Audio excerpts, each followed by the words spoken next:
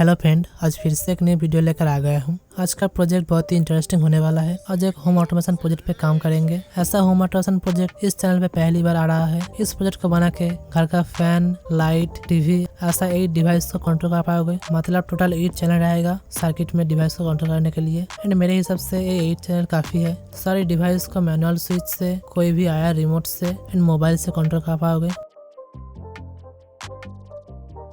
ऐसा नहीं है कि मैनुअल स्विच से ऑन किया तो मैनुअल स्विच से ही ऑफ करना होगा। आप चाहो तो मैनुअल स्विच से ऑन करके रिमोट से ऑफ कर सकते हो या मोबाइल से भी कर सकते हो। मतलब मैनुअल स्विच एंड मोबाइल में से किसी भी एक जगह से आप ऑन करके दूसरी जगह से ऑफ कर पाओगे।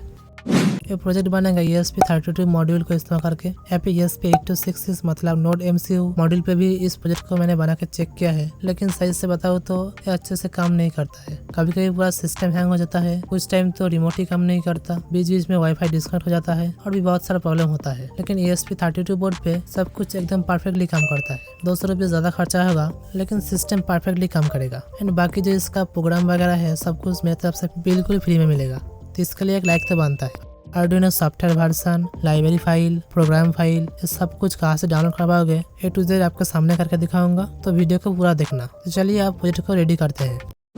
पहले सर्किट बोर्ड को रेडी कर लेते हैं। यह है ESP32 मॉड्यूल के साथ रिले का कनेक्शन, यह है IR receiver sensor and manual switch का कनेक्शन।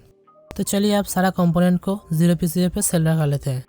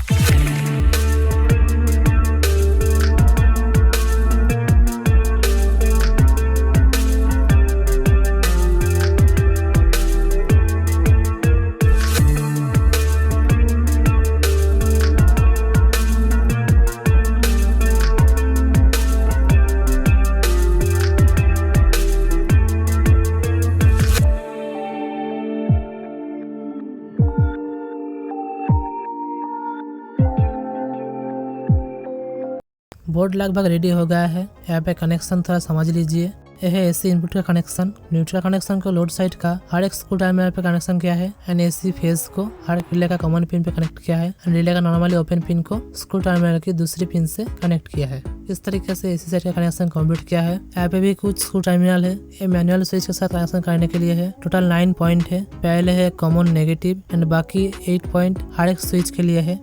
सर्किट को पूरा पावर देने के लिए एक माइक्रो यूएसबी कनेक्टर का यहाँ पे सोल्डर किया है जो USB 32 बोर्ड की V in and ground pin के साथ कनेक्ट है। लेकिन आप चाहो तो डायरेक्टली 2 वायर से V in and ground pin पे सोल्डर करके सप्लाई दे सकते हो। यहाँ पे है एक 4 पिन कनेक्टर। इसमें आया रिसीवर सेंसर को कनेक्ट करेंगे जो USB 32 बोर्ड की V in ground and D34 pin के साथ कनेक्ट है। जो चौथा जो पिन है D2 के साथ कनेक्ट है जो वाईफाई ऑन ऑफ का इंडिकेशन देगा। यहाँ पे मैं आयर रिसीवर सेंसर को डायरेक्ट पीसी में सोल्डर नहीं करूंगा क्योंकि जब सर्किट बोर्ड को वॉल पे सेट करूंगा तब आयर रिसीवर सेंसर कवर हो जाएगा। इसलिए सेंसर में वायर सोल्डर करके सेंसर को बाहर की तरफ ले आएंगे एंड यहाँ पे ग्रीन कलर का LED सोल्डर कर लेंगे जो USB 32 मॉड्यूल की D2 पिन के साथ कनेक्शन करना होगा। इस LED से आसानी से पता चलेगा डिवाइस वाईफाई के साथ कनेक्टेड है कि नहीं। तो देखिए ये कंप्लीट हो गया है। अब आसानी से सेंसर को बाहर की तरफ सेट कर पाएंगे। यहाँ पे और एक चीज ध्यान रखना, हर एक ट्रांजिस्टर की पिन 1 एंड 2 के साथ एक 470 ओम रजिस्टर का सोल्डर करना होगा। ये बेसिकली एक पुल अप रजिस्टर है। तो चलिए आप पीसी पे सेटअप करते हैं। मेरे वेबसाइट पे इस प्रोजेक्ट को लेके एक पोस्ट भी डाला है। यहाँ पे सारा सर्किट डायग्राम कोड प्रोजेक्ट का सारा फाइल मिल जाएगा। इस पोस्ट का लिंक वीडियो के डिस्क्रिप्शन बॉक्स पे है। लाइट, फैन, टीवी सारा सामान को मोबाइल से ऑन ऑफ करने के लिए पहले कुछ सेटअप करना होगा, उसके बाद ही कोड को अपलोड कर पाएंगे। मोबाइल से कंट्रोल करने के लिए ऐप इस्तेमाल करूंगा ब्लिंक सर्वर को, इसलिए गूगल पे सर्च करना होगा ब्लिंक क्लाउड। यहाँ पे जो पहला वेबसाइट है blink.cloud, इसको ओपन करना होगा। पहले यहाँ पे एक अकाउंट क्रिएट करना होगा। यहाँ पे ईमेल आईडी डालना होगा। उसी ईमेल पे पासवर्ड सेट करने के लिए एक लिंक जाएगा। ईमेल को ओपन करके क्रिएट पासवर्ड के ऊपर क्लिक करके पासवर्ड को सेट कर लेना होगा। इस पासवर्ड को याद रखना। इसी ईमेल एंड पासवर्ड से ब्लिंक अकाउंट को लॉगिन करना होगा। उसके बाद यहाँ पे नाम डाल के डन पे क्लिक करेगा तो आपका अकाउंट क्रिएट हो जाएगा।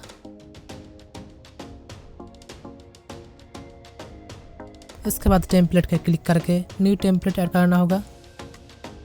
नेम यहाँ पे आप कुछ भी डाल सकते हो। हार्डवेयर पे सेट करना होगा USB 32 and connection type wifi रहेगा।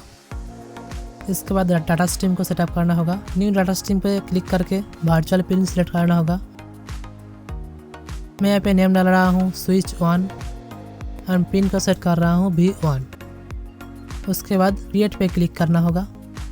इस तरीके से एक स्विच सेट हो गया है। इसी सेम तरीके से 8 चैनल के लिए 8 स्विच सेट करना होगा। सेम उसी तरीके से वर्चुअल पिन सेट करना होगा। अब स्विच का नेम स्विच 2 डाल रहा हूँ एंड पिन को V2 सेट करना होगा। ऐसे सेम तरीके से V8 तक सेट कर लेता हूँ।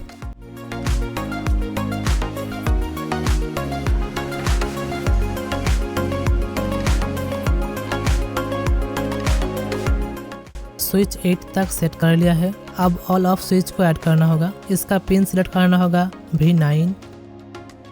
डाटा स्ट्रीम सेटअप कंप्लीट हो गया है। अब वेब डैशबोर्ड को सेटअप कर लेते हैं। पहले स्टेप में जो डाटा स्ट्रीम सेट किया है उसको यहाँ पे स्विच के साथ कनेक्ट करना होगा। तो मैं यहाँ पे ड्रैग ऑन ड्रॉप करके 9 स्विच ऐड कर लेता हूँ। उसके बाद स्विच के ऊपर में माउस ले जाओगे तो यहाँ पे एक सेटिंग का आइकॉन दिखेगा, उस पर क्लिक करना होगा। यहाँ पे नाम पहले की तरह डाल के डाटा स्ट्रीम को स्विच 1 V1 सेलेक्ट कर देना होगा। इस तरीके से सारा स्विच को सेट कर लेना होगा।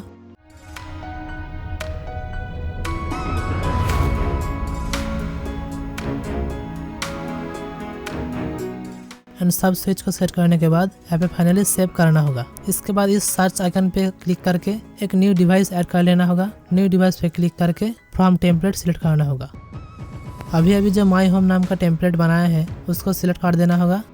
बस हमारा जो सेटअप है वो यहाँ पे कंप्लीट हो गया है। देखिए यहाँ पे सारा स्विच आ गया है एंड ऊपर में देखिए 3 लाइन का डिटेल्स मिला है, template ID, template name and authentication token. इस डिटेल्स को कोड पे ऐड करना होगा। यहाँ पे मैंने क्या किया, आपको शायद कुछ भी समझ में नहीं आया तो चलिए थोड़ा शॉर्ट में जान लेते हैं। हमने यहाँ पे पहले टेम्पलेट क्रिएट किया। टेम्पलेट में data stream and web dashboard setup किया। डाटा स्ट्रीम क्या है, जैसे कि मेरे को मेरे घर का फैन को ऑफ करना है तो मैं क्या करूँगा, मोबाइल से ब्लिंक ऐप ओपन करके स्विच को ऑफ कर दूंगा। लेकिन मैंने ऑफ करने के लिए यहाँ पे मोबाइल को ESP32 बोर्ड के साथ ब्लूटूथ या वाईफाई से कनेक्ट नहीं किया। मैंने मोबाइल पे सिर्फ डाटा को ऑन किया है। डाटा को ऑन करते ही एक Blynk app blink cloud server से कनेक्ट हो गया है। यही same blink server ESP32 board के साथ कनेक्ट है। तो मेरे मोबाइल एंड ESP32 बोर्ड के बीच में एक ब्लिंक सर्वर है, जो एक तीसरा कंप्यूटर आप मान सकते हो। अगर मैं मोबाइल से ब्लिंक सर्वर पे कमेंट भेजूंगा कि फैन को ऑफ कर दो, तो ये नहीं समझ पाएगा, क्योंकि इसको पता नहीं है फैन क्या चीज है, बल्ब टीवी क्या चीज है। वो समझता है उसका लैंग्वेज जो है वर्चुअल पिन, जो V1 V2 V3 V4 ऐसा करके है, जो कुछ टाइम पहले मैंने सेट किया, आपने देखा है। अगर मैं यहाँ पे ब्लिंक ऐप के बीच में जो ब्लिंक सर्वर है उसको ऐसा बोलूंगा कि V1 को ऑफ कर दो, तो अब आसानी से समझ पाएगा कि V1 को ऑफ करना है। एंड समझने के बाद डायरेक्ट इस कमांड को ESP32 बोर्ड पे भेज देगा। एंड यहाँ पे ESP32 बोर्ड पे ऑर्डर आ गया है V1 को ऑफ कर दो, लेकिन यहाँ पे भी ESP32 बोर्ड को भी पता नहीं है V1 का मतलब क्या है। तो मैं यहाँ पे सिंपली ESP32 बोर्ड को प्रोग्रामिंग के जरिए बता दिया हूँ V1 को ऑफ करना है, तो आप समझ लेना यहाँ पे जो D23 पिन है उसको ऑफ करना है।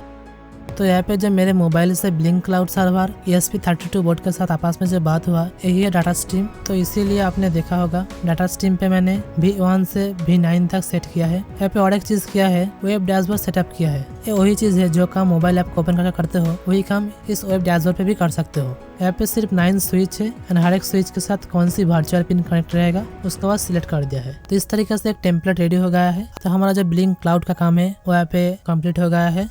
क्योंकि हम सारा कंट्रोल मोबाइल से करेंगे, तो चलिए मोबाइल डैशबोर्ड का भी सेटअप कर लेते हैं। मोबाइल पे प्ले स्टोर ओपन करके ब्लिंक IoT सर्च करना होगा एंड इस ऐप को डाउनलोड कर लेना होगा। डाउनलोड होने के बाद इसको ओपन कीजिए।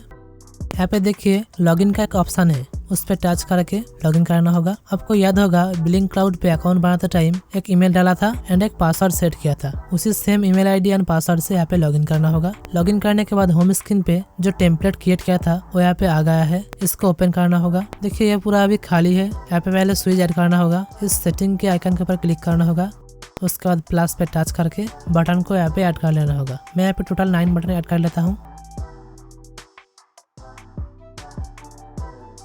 यहाँ पे बटन को अपने हिसाब से छोटा बड़ा कर सकते हो, तो मैं यहाँ पे थोड़ा अरेंज कर लेता हूँ मेरे हिसाब से।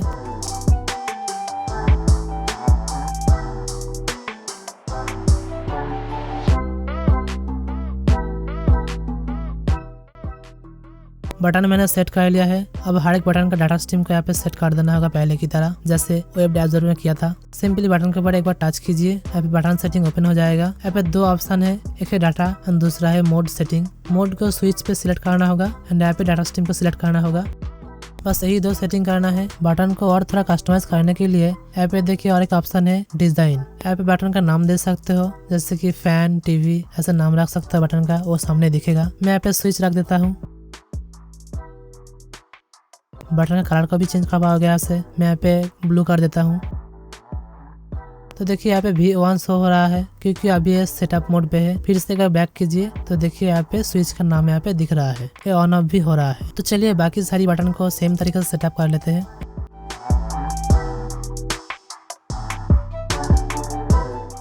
यहाँ पे बटन 9 को ऑल ऑफ स्विच की तरह इस्तेमाल करूंगा। स्विच मोड पे इसको पुश ही रखना होगा एंड बटन का नाम मैं यहाँ पे ऑल ऑफ रख देता हूँ। कलर को रेड कर देता हूँ। तो हमारा जो मोबाइल का जो सेटअप है वो भी हो गया है। अब देख सकते हो सारा स्विच ऑन ऑफ हो रहा है एंड लास्ट का जो स्विच है ऑल ऑफ स्विच, ये सिर्फ एक बटन की तरह काम कर रहा है। तो चलिए आप फाइनली ESP32 बोर्ड पे प्रोग्राम को अपलोड करते हैं। तो वीडियो बहुत लंबा हो गया है, इस पार्ट को यहीं तक रहने देते हैं, बाकी चीज पार्ट 2 में दिखाएंगे। पार्ट 2 को भी अपलोड कर दिया है। पार्ट 2 को देखने के लिए वीडियो की डिस्क्रिप्शन में लिंक मिल जाएगा। तो चलिए पार्ट 2 पे मिलते हैं।